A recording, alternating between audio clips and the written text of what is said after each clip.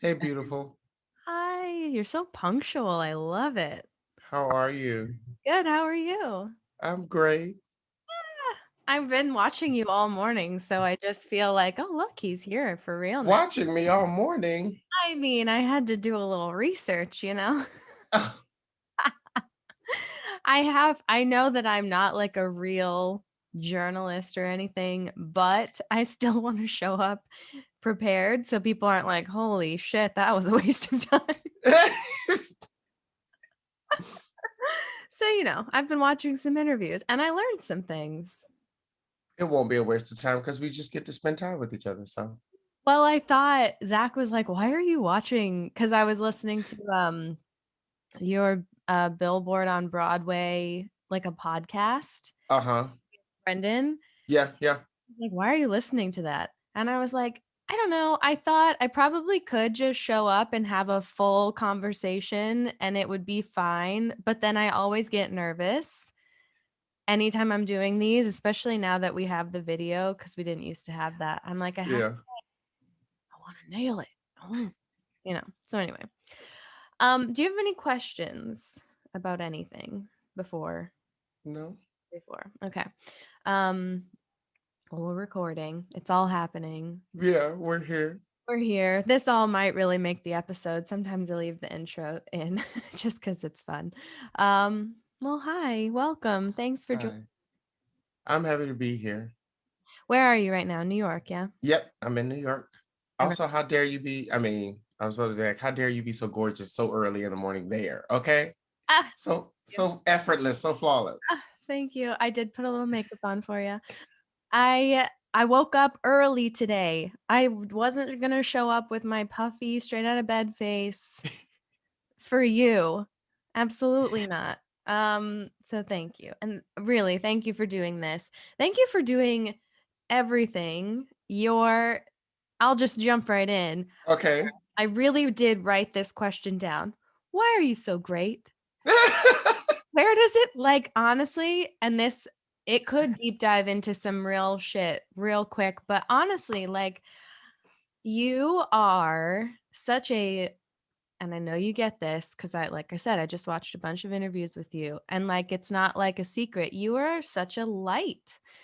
And I don't know, especially with the state of the world right now, like I want to believe that that light is in everybody Mm, and that some people just don't have all the dust and debris like covering the glass of their spotlight, dimming it. But you, from the moment I met you on the stage, either before or after a Kinky Boots show, yeah. I was like, oh, he's tall and he's great. So, like, I'm curious, do you feel as yourself if that is like inherent? Is that something you consciously work on, or is that just like you? Um, I, I think as an adult, it is something I'm definitely conscious of. And especially, I came to the realization last year um, during this pandemic, and talking to our producer of Mrs. Doubtfire.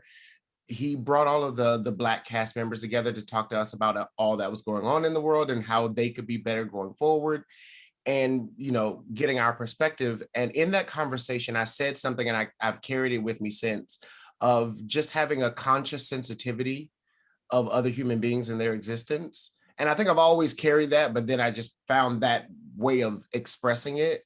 Because also in this time I've always tried to unpack everything as far back as I can. If I can go back to my childhood and remember a feeling or a thought or a connection to whatever I'm trying to unpack, um, that helps me understand, is it innately in me or did I learn this somewhere along the way? Mhm. And I have always been a giver. I have always been somebody who cares about people and just sharing good energy. Like I giggle at myself thinking about elementary school on Valentine's Day or Christmas, like getting all the girls their favorite Bath and Body Works scents, like things like that. It's like You would do that.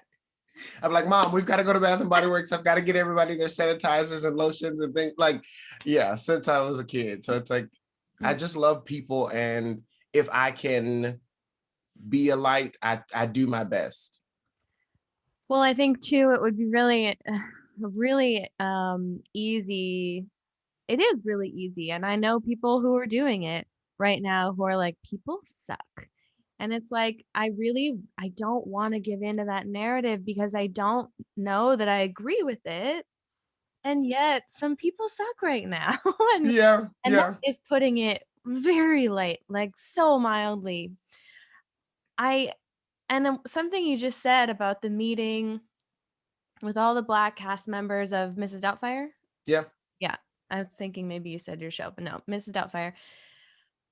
And that in that you were having these thoughts about, or it was being discussed, this conscious sensitivity for what other people are going through, when I would think it should be the flip, like other people should have more conscious sensitivity of what you, not as Black cast members, but as Black human beings are going through. So it's interesting that you are like, I need to have more of that, you know? well, that's just where I operate in general in life. It's just like the understanding that every human being brings something to any given moment.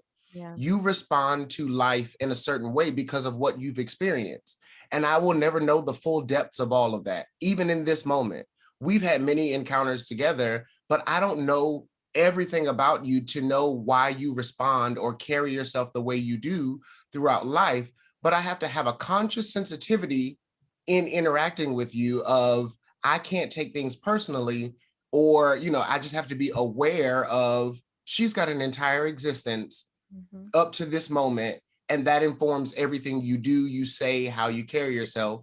And I have to remember that when I respond to you, and vice versa. We should all carry that and try to, reciprocate that in any interaction. What a different world it might be. Yeah, yeah, If that were the thing. I think about that a lot. Like I feel like it's very cliche to say, like, you don't know what kind of day that person's having. Especially like I don't know why the example that comes up is like a traffic incident. It's like, yeah, live your life. You can honk at me all you want. Like, you're fine. Have a good day. Sorry.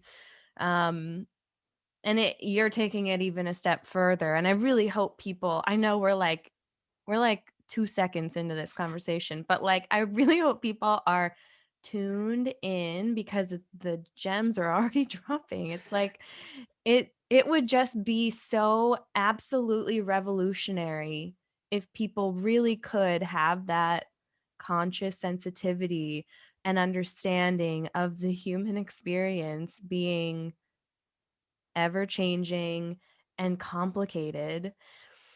And like me, think of like some stranger on the street who you don't know at all, and then think of like your very best friend that you know everything about. There's yeah, just so many layers to like what you know about who, and it's really easy to, again, just say, "Ugh, people suck.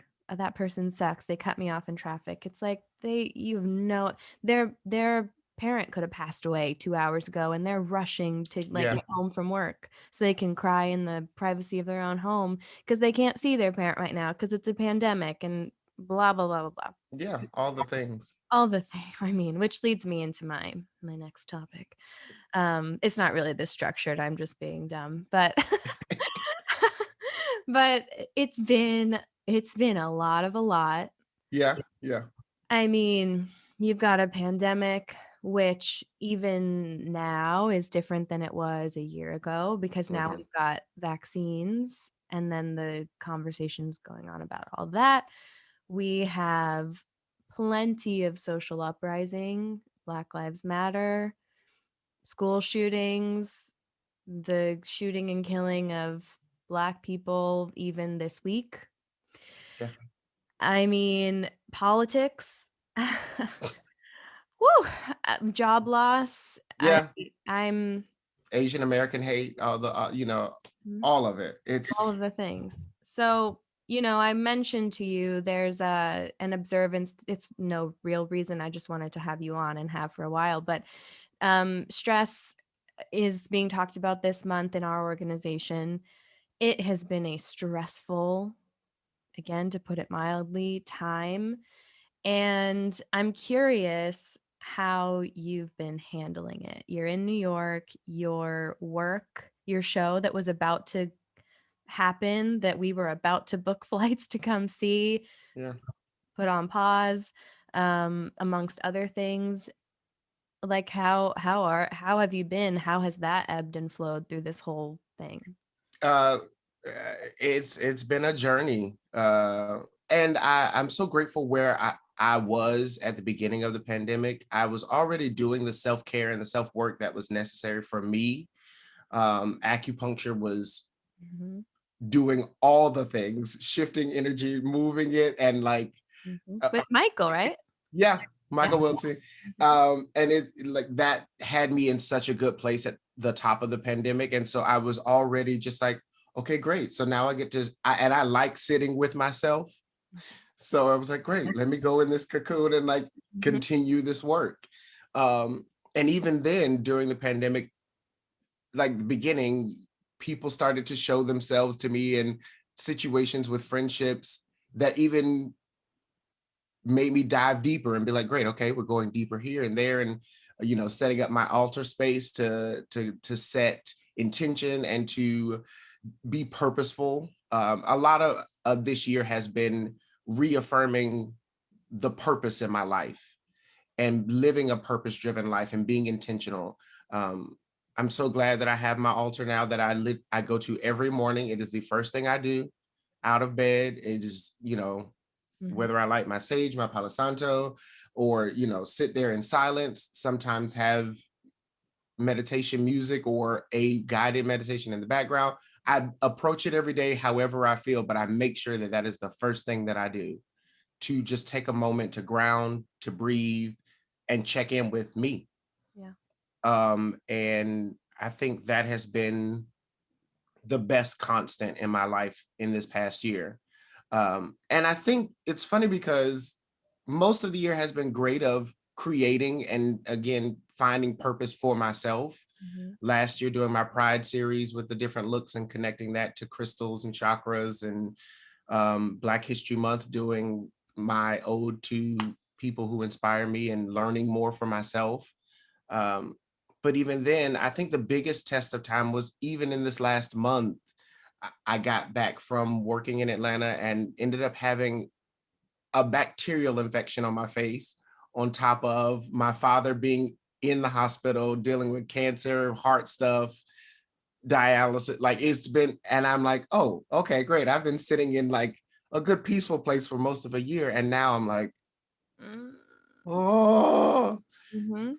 but again, just approaching every day as it comes and taking it for what it is and not allowing it to overwhelm me the best of my ability. Right. As much as you can. Right. As But much. also giving myself the grace to like feel that. Yeah. Earlier this year, someone reached out to me on Instagram who is a life coach and a queer activist, and he wanted to do trauma release therapy and limiting beliefs release with me, and that really helped as well. Helped me understand myself a little better, um, and my perspective of life. I'm a very hopeful person, but I've learned to a fault. I will ignore my feelings in a moment for the sake of thinking ahead of the future and being like, oh yeah, no, better is to come, as opposed to being like, no, you feel a certain way. Mhm, Honor that for what it is. Allow that to be. It's not going to be comfortable, mhm. but it is safe to just let that be and then work past it. Don't ignore it. Yeah. So, Like work through instead of around. yeah, Hmm. Yeah, that's a nugget.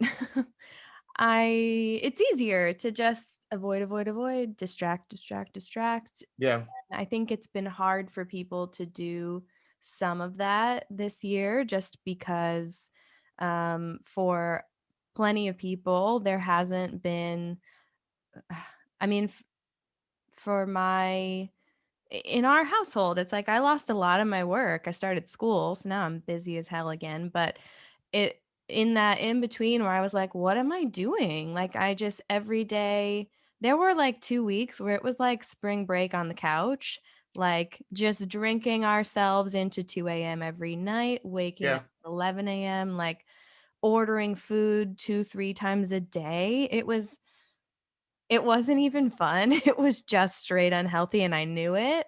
But I was like, what else am I doing? Like, okay. My point being the distraction of going to work, going to see a client. Oh, I have a call coming up. I have a meeting. I have an event to plan. I have a Yeah. friend to go see. I have a workout class to get to. It was all gone. It was just, I'm just sitting with myself. And the only noise I really have to distract me from everything going on in here, which it's constant, is turn that TV on. Yeah. And so we did. And it was, it was what it was. It was the perfect moment for what it was. Um, I never did any sort of real therapy or any therapeutic intervention until this year. Mm. And I lost my brothers like 7 years ago, 8 years ago now almost. And I don't know that I went around it, but I definitely didn't go through it. Um, I've had very different experiences with both of those losses, and the first one I dealt with by like, well, he died and he wasn't supposed to, and he was young, which means I could die even though I'm young. It was this like, oh shit, you don't just Mhm. get to live to 90. Some people just don't make it there. So it was this sort of pivot into like, I need to live every day to the fullest. I am fearless. I'm gonna live big because he doesn't get to. Yeah.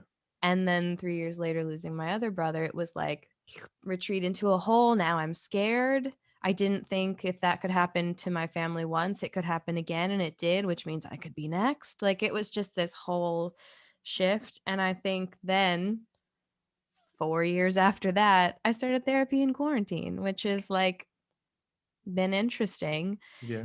But it's like I'm not even dealing with it in therapy yet. I'm talking about such topical things with my lady Denise, Mm. who I love.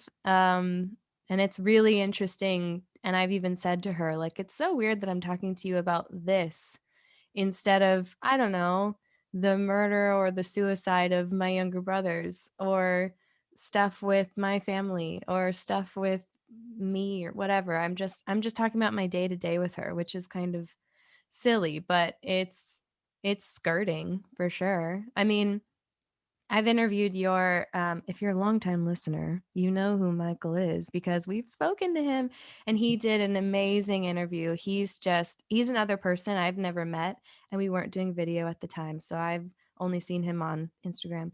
Yeah. But listening to him and hearing you speak about him, he's another one of those people I was like, you're just like a light, like yummy person. Yeah. I feel that energy from him. And I've since started acupuncture as well in quarantine.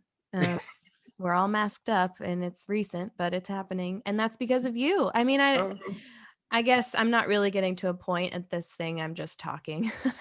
But what I'm coming around to is you've really influenced me more than I've probably shared with you, more than I've mm. definitely shared with you.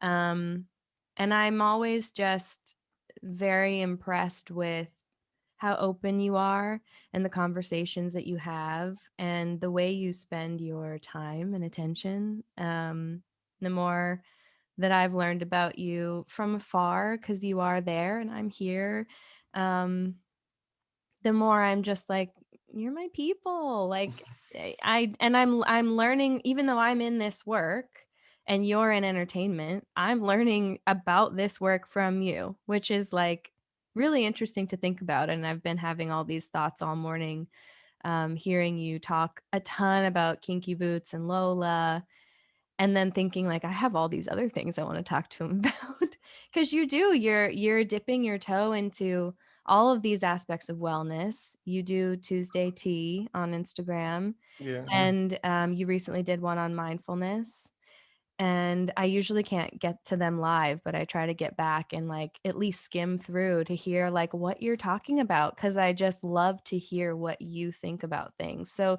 your perspective on all the shit that's gone on and is still going on, still being such a positive, like hopeful response is like, ah, there he is. There he is again. Thank you. Thank you. That means thank you. And that's just a part of, again, I quieted myself a lot in my life. Mhm, And this year has taught me to shatter those walls, those boundaries, those limits, and get back to limitless thinking and get back to the innocence and purity of my childhood, of who I was, who I am, who I was created to be.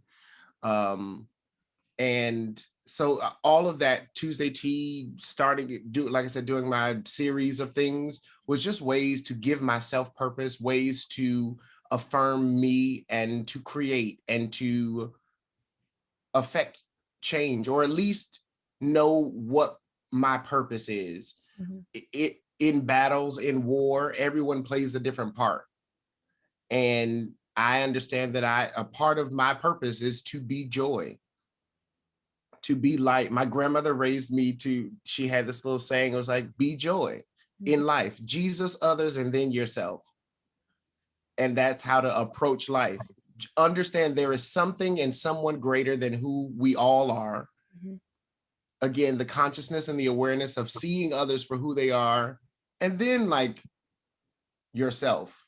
Like, we can't always, but a lot of people start with themselves and are so egocentric and so very about themselves, and everything revolves around them, as opposed to understanding that our existence and our experiences can help others. mhm, And my mother always raised me to understand that my gifts were not about me. mhm, And that's like my biggest struggle is like, I try to protect and preserve myself, but at the same time, I'm like, I can't, because I have to give. I have to.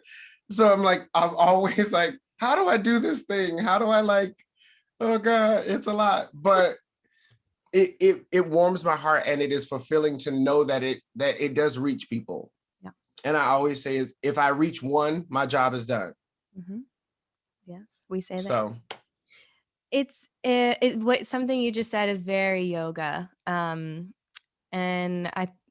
what your grandmother said perhaps, and that you've sort of embodied is this idea, which I believe to be true, and it takes me back to the one of the first things I said, that we are not our bodies, we are not our minds, we are this other thing, and this other thing is the essence of who we are, and it's energy, really. I mean, to put it in science, in sort of a scientific reference, just so that people who aren't like woo woo yoga can sort of grasp it, that's how I try to explain it. It's like when I say like I think people are good, what I'm really speaking to in non-yogic terms is in yogic terms, that we all, like, I don't think when this physical body dies that who you are at your core dies, because I think there's energy there and that can't be created or destroyed, right? right, right,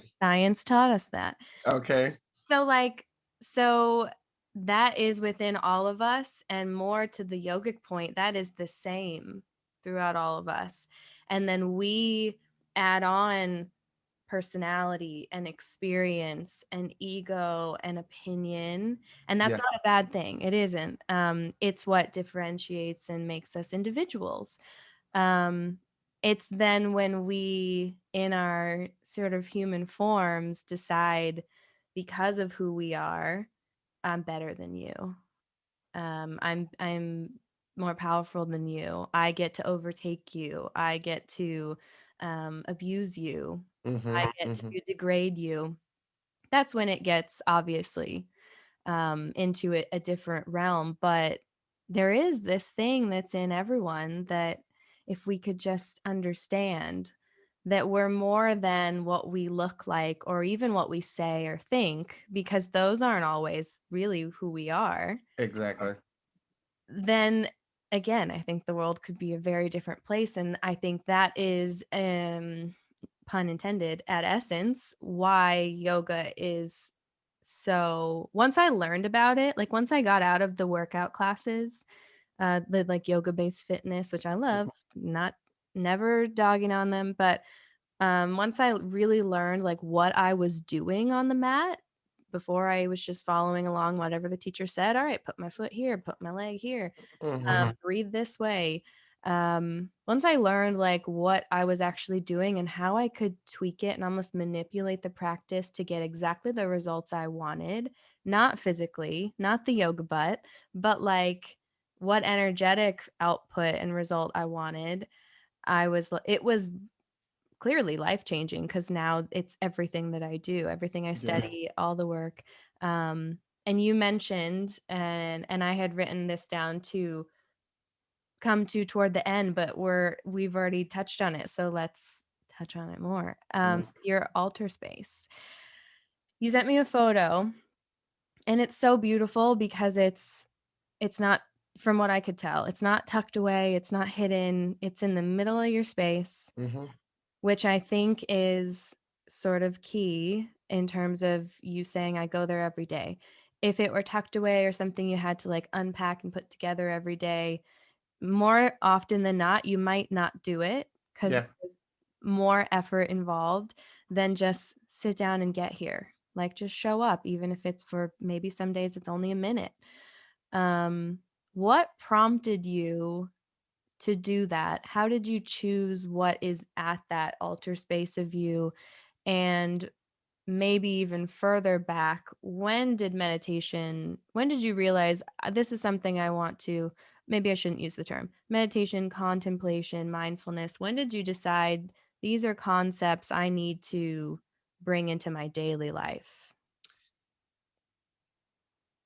As far back as my childhood, my grandmother, Mm, every night before going to bed, faithfully by her bed, reading her Bible, praying for the entire family out loud.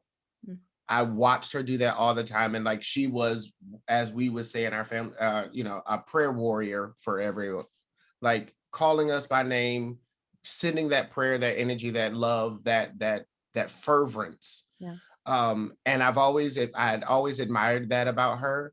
And when she passed away, I kind of felt like that torch of energy was passed to me of of picking that up and that responsibility. So I kind of had done it for a while before and gotten away from it.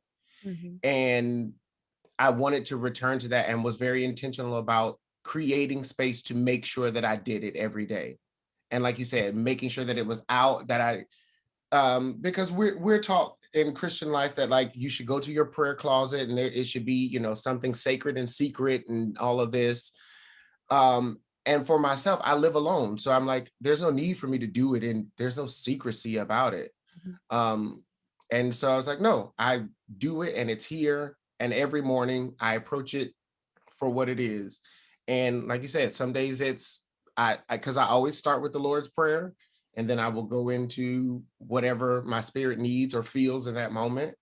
And it just it was something I needed to get back to. And last year, a friend of mine, Marco Poloed me out of the blue and was like, "Hey, I'm gonna say something you might not like." Does this long dramatic pause and it's like, "I love you. You need to repent." And then goes into this long spiel about, wish, I wouldn't be a good friend if I didn't tell you this, and very vague and all this stuff. And I didn't have my space before then. And in that moment, before immediately responding, I said, I already set the intention of this space I wanted. mhm, So at the time, I lit some incense at that spot that I knew I wanted, lit a candle somewhere else and another, and I laid my yoga mat down. And I said, God, I'm not going to move until you move me. Create this flow in me. Give me this moment of clarity, of grounding, so that I can approach this situation from a place of truth and of true clarity. mhm, Um, and that started a conversation between me and that friend. And I mentioned I wanted this space, and she was like, "Well, if I triggered it, then great," and all of this and blah blah blah. And I'm like, it just. But that was kind of what encouraged me more to create that space to reconnect that energy and bring that back into my life. So That took a turn. yeah, you did. You're like, I love you. I was like, oh, oh, Right. oh. It- and that's exactly what got it. And anytime I've told anyone that story, they always do the same thing. It's like, oh, because it was like, I know you think you're coming at me in this godly way and in this way of you're doing something for me. And even more to that point of, she even revealed things of in her prayer life that were revealed to her, that I was like, you don't even see the things that have been revealed to you. You don't see them as true, Hmm. as being like self-righteous in this moment. And the way you're approaching this is not, I can't receive what you're trying to say to me. I don't even care about you trying to say repent and do all that. I could care less. But how you presented, the energy you brought to this conversation has already put me off. Hmm. Interesting. Yeah. It's been a weird year, huh?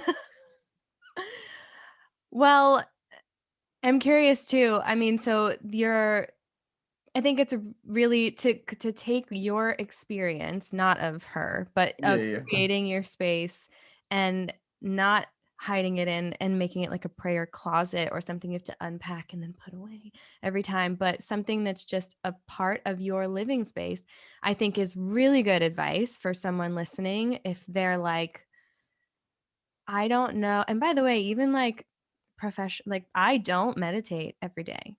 I don't go to my mat. I don't even have a mat anymore, actually. I talked a little bit about it, but sort of symbolic and sort of just like I don't like cleaning yoga mats. So I was like, I'm just gonna do yoga on the floor because I always clean the floor anyway. Yeah.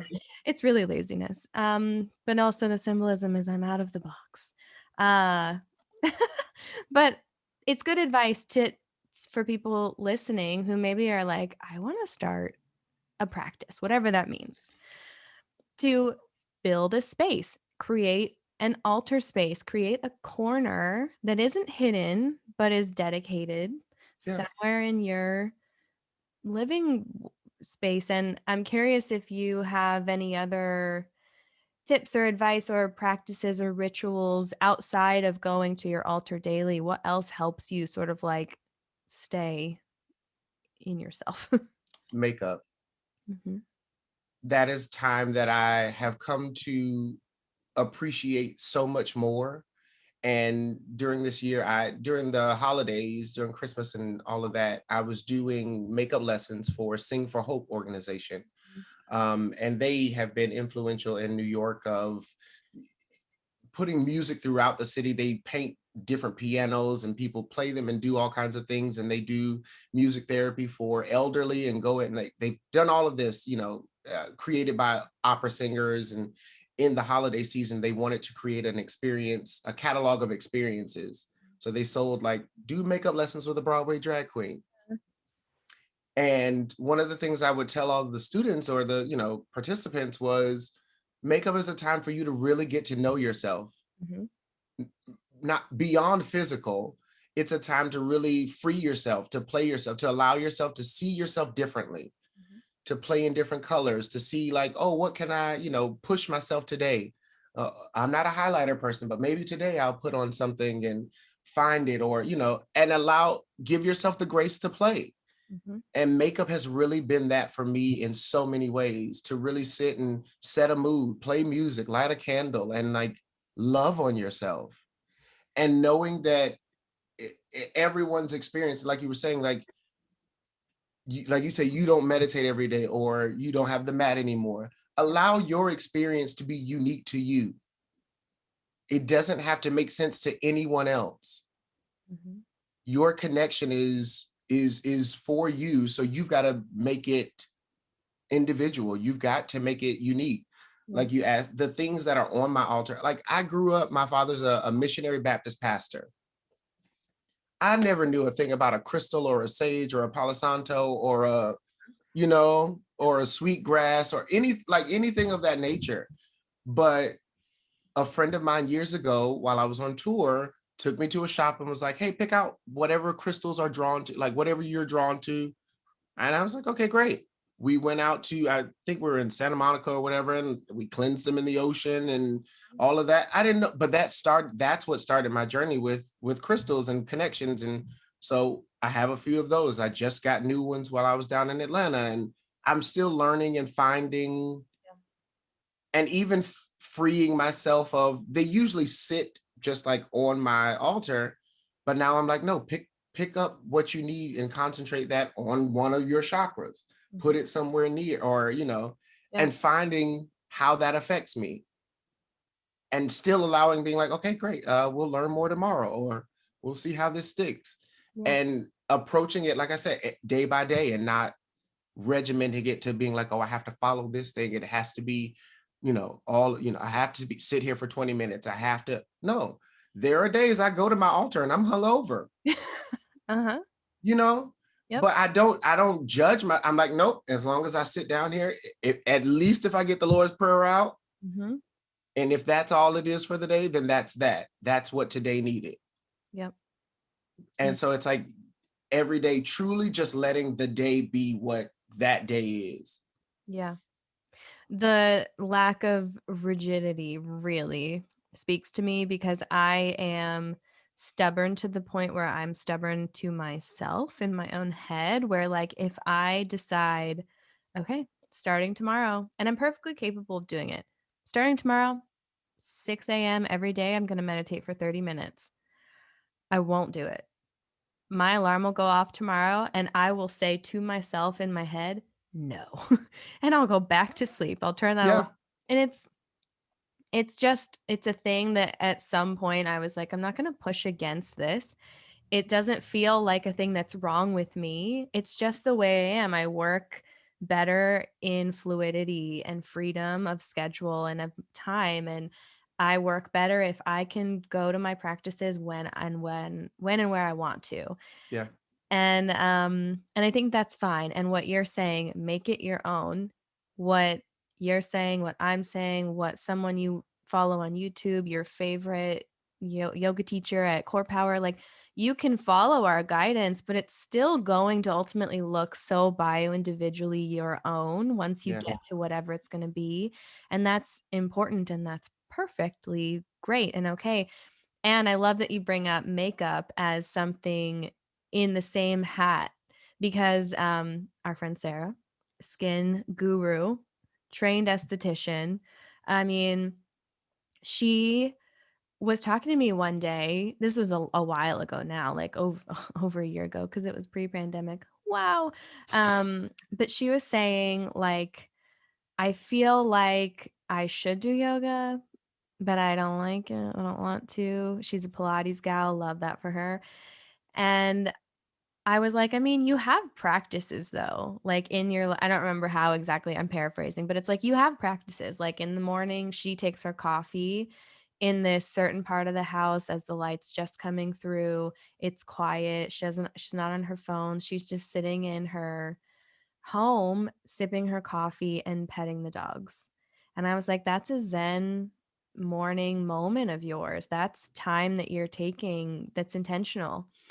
And her skincare routine to Yeah. parallel your makeup. It's like your skincare routine is more than most people's. And it's a ritual that she does, and this is her words, not mine, whether she's drunk out of her mind or sober as a bird on a Tuesday, she does her entire skincare routine start to finish.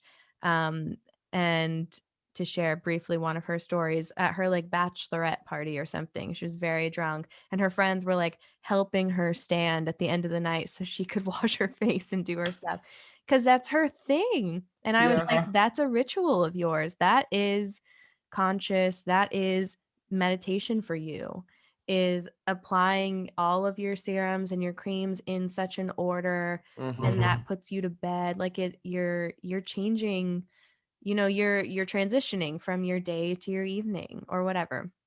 So I'm really glad you bring that up because I it's a good marker of meditation, mindfulness, contemplation, whatever you want to call it, doesn't have to look like sitting cross-legged on the floor in front of a stick that's lit and smoking.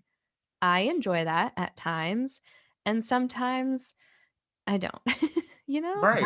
It ebbs and flows. And again, giving yourself the freedom to let that be what it is and not Mm, judge yourself for it. yeah, Because it's easy to be like, oh, well, I according to such and such guru or whoever I should blah blah blah. yeah, But does that resonate with you? Is that actually a part of your narrative and what rings true to your core? right, And if it doesn't, then no.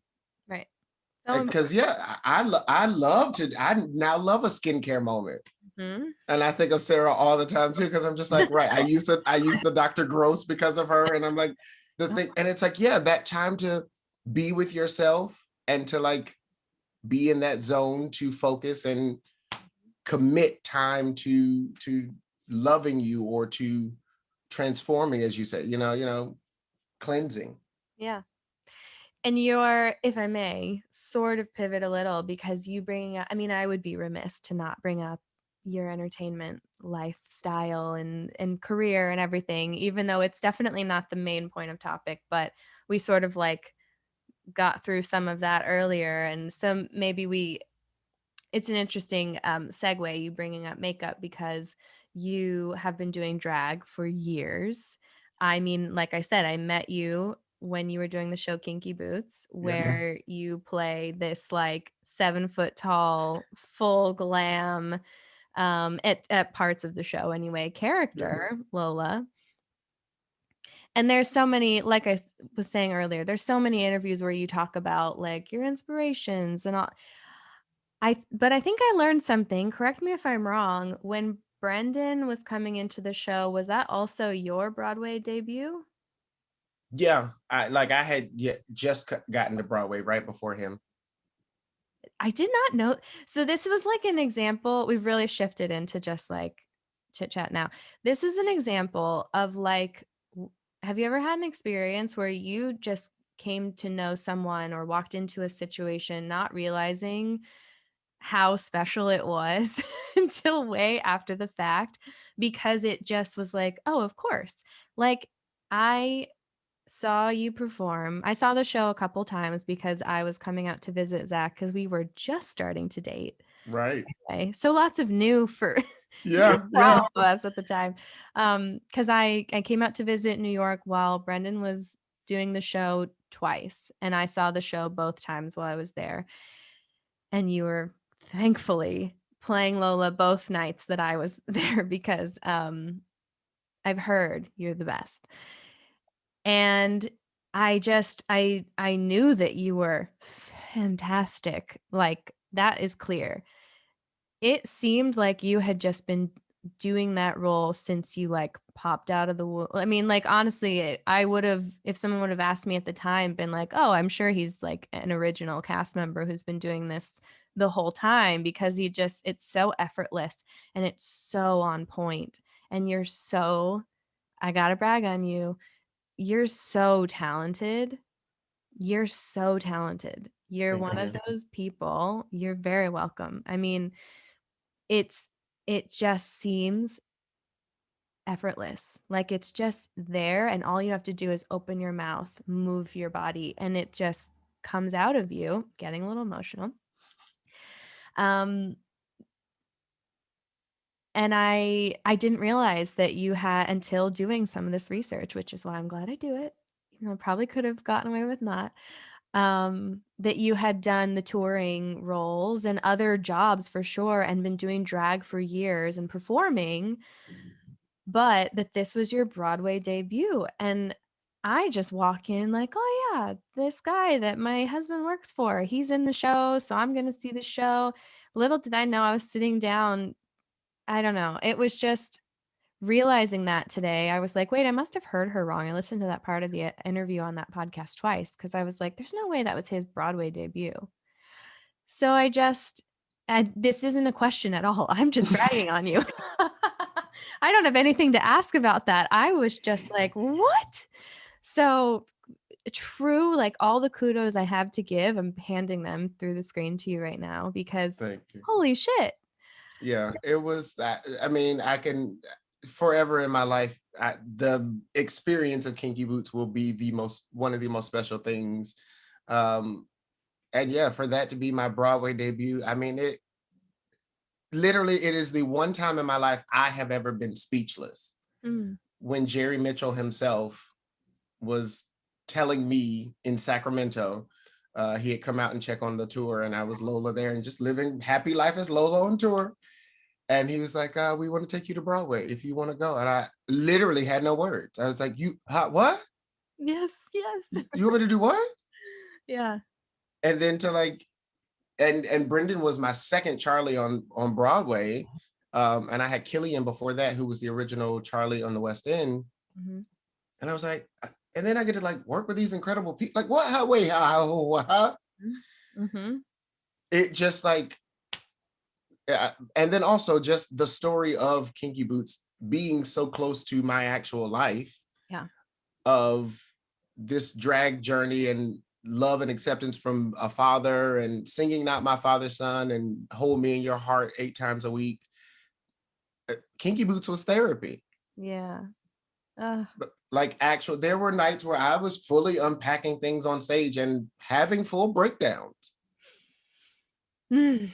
I mean, I don't know. I'm sure people invested in the Broadway or the performance world do understand to some degree, not the lived experience, but get that it's a lot of work. But for anyone who's not like a show person or like a Broadway fan or who's just meeting you today, I mean, you're welcome if that's you.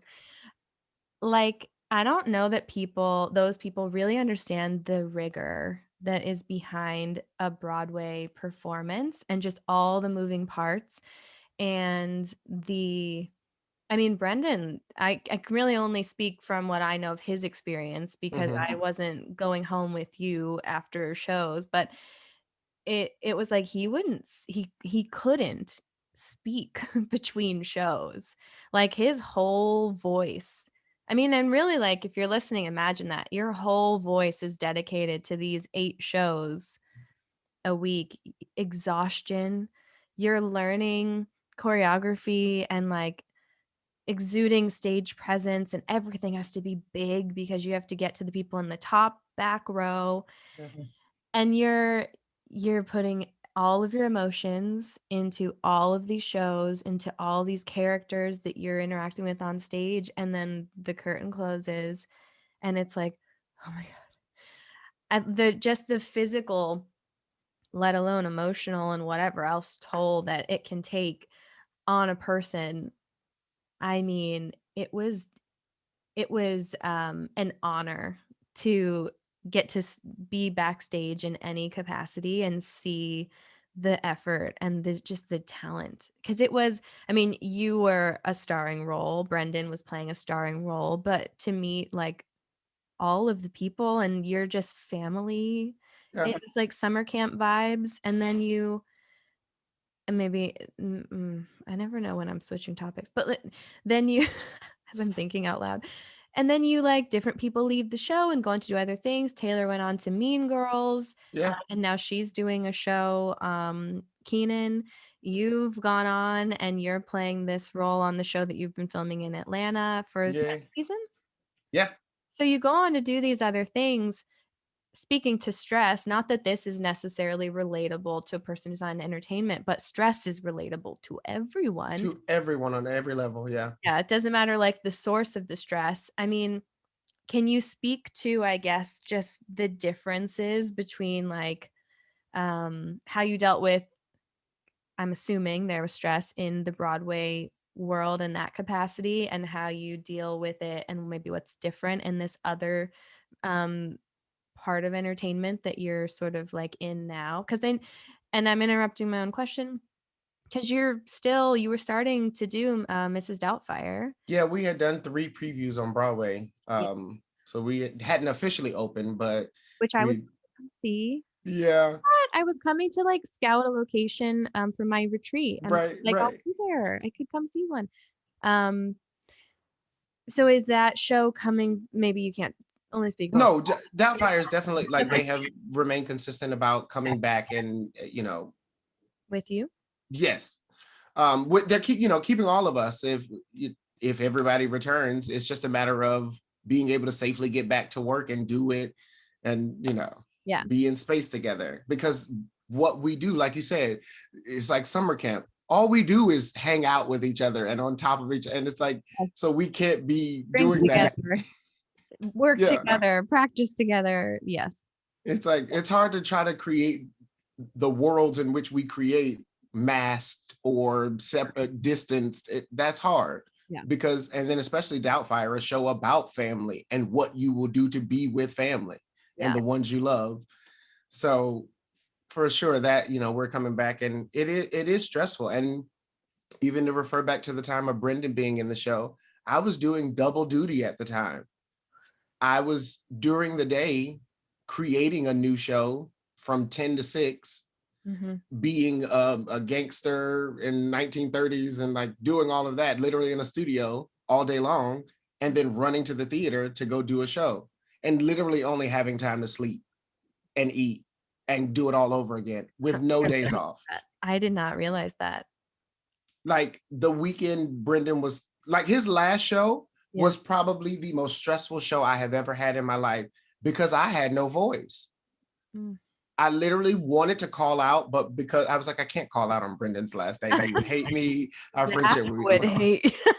Zach would kill. Like, Zach would have probably come to my apartment, been at my door, like, come, we're doing this today. Yep. Like legit. He was like, whatever we need to do. But I had no, like, literally, I felt like I sounded like this going to the theater. And everybody was like, you don't sound as bad as you think you do. Like, it's great. I was like, stop lying to me. I know what I sound like. But they said the show must go on. Yes. And you find a way. And those are moments where you learn, okay, great, these are my limits. These are, or I have to find better ways to do my work, healthier ways to do my work. There are things I have to alter, which is things I'm grateful for touring with the show, of how to maintain, how to keep up with physical health. And that's when yoga came back into my life. I was doing Bikram at the time. We like went, and I went into it being like, oh yeah, I'll go in and sweat and get snatched, and like wrong intentions. Bikram. And what right. And one day we went, and we had gone out the night before. So I was like, great, I'll go and sweat out. And that was the day I realized, I was like, oh, no. There's a mindfulness. There's a practice here that I have to be conscious of. Yeah. And I have to come into this honoring it for what it is and what I need, and really tune in. And I had a moment later doing a class once I got back to New York. And the instructor said to me after, was like, you have such a beautiful practice. And at the time I was like, really? Because it was a class that I was struggling and like I was falling out at the end. I was just like, but it was just the understanding of, no, you approach this every day, and it is a practice, much like a doctor comes in and they're just practicing what they do. Yep. They're like, I've learned all I know, but I still have to kind of figure out what you need in this particular moment, and approaching it like that. And so I was like, oh, and so, but the stress of it all is it ebbs and flows. And then, like I said, those are the moments you learn. Yeah. You're like, okay, great. How can I be better? How can I, the next time, approach this differently? And also remember to give myself grace as I do it. I would pull from that to something I just want to underscore. Oh my gosh, because wow, we have 5 minutes. It flies every time. Something I want to underscore to sort of summarize something you just said that I've been putting into practice in terms of stress management, because grad school is no joke. And I thought I was done with school forever. And then all of a sudden I had all this time and not that much work, and was like, well, I could do something I normally wouldn't have had the time for. Found this degree in yoga studies, and I love it, but it is constant, and it is so much, and it's just overwhelming. And I think what I pull from what you just said, and this is what I hope people understand, is like, even though you work in entertainment and I work as a yoga and meditation coach, and maybe someone works at an office, and someone's a stay-at-home mom, and someone does this, and someone's a pilot, and someone does that, we all can boil down these concepts. And something you said and something I do in terms of stress management is to clear the plate when it needs to be cleared. It just because you can fit a whole mountain of food on your plate doesn't mean that you have to carry that around. You can clear some off. You can go back for seconds if and when you want to take a little more in. Little barbecue metaphor for you there. But do you know, like Yeah, absolutely. you try to fit everything on because you just want to get it all and make sure you get the ribs before they're all gone. And oh, that mac and cheese looks good and whatever. And you end up with this flimsy paper plate that's like about to just half itself and dump on the floor. And really, what you could do is just portion control in your life in terms of what you're taking on, what you're taking in. You spoke about this. If anyone hasn't seen the Tuesday tea, um, it's a great tune in, but also the mindfulness one. You spoke about something really important of like it's not just you and what you think and what you say, but it's what you take in, the content that you're consuming, the news that you're consuming, the people around you that you're consuming, the Yeah. music, the everything. It all affects, and you get to control to a larger degree than you realize those channels that are incoming. You can drop a little, door down and block those when you need to. You can clear Set your boundaries. yeah, Yeah. boundaries, clear the plate a little bit. So, for time's sake, that can be our sort of wrap up point because then I have two final questions that I ask Okay. everyone. I maybe should have sent these to you so you could prep, but I think you'll have stuff. So the first one, I ask everyone for book recommendations, and it can be any kind of book. Just what do you like? What do you love? It's funny because I'm not an avid reader, but I have started reading. Mhm. And a book I just read, and I'm mad that I don't remember the author's name, but the book is called All Boys Aren't Blue. Mhm. We can make And it is a wonderful story about a black gay man's journey Mhm. and his experience Mhm. of finding himself. And that title, All Boys Aren't Blue, is on so many levels, so many things. The binary of pink and blue and what that means, and masculinity and femininity, and again the understanding that everyone's experience is something different, Mhm. and that we should I feel like people say this so much and it's so cliche, but like we've got to normalize diversity more. We've got to normalize individuality and authentic individuality, not for the sake of. Mm. But yeah, All Boys Aren't Blue was definitely a good read that I'm glad I got into. Thank you. Yeah, that's Yeah, that's perfect. Also, some things that we say may be cliche and overly stated, and yet the world isn't living it yet, so keep saying it out exactly. loud. So then the final question, and this is really just hopefully people are listening, they're cleaning their house, but they've got us in their AirPods or whatever. But if someone is going to forget everything else that we've talked about and only remember one takeaway message, what do you hope that is? You don't have to look like or act like what you've been through. That is something I live by, that my mother has taught me. We in our experiences, we have a lot that we carry, Mhm. but we are in charge of our own narrative. We are in charge. We are all stars of our own feature films. Yeah.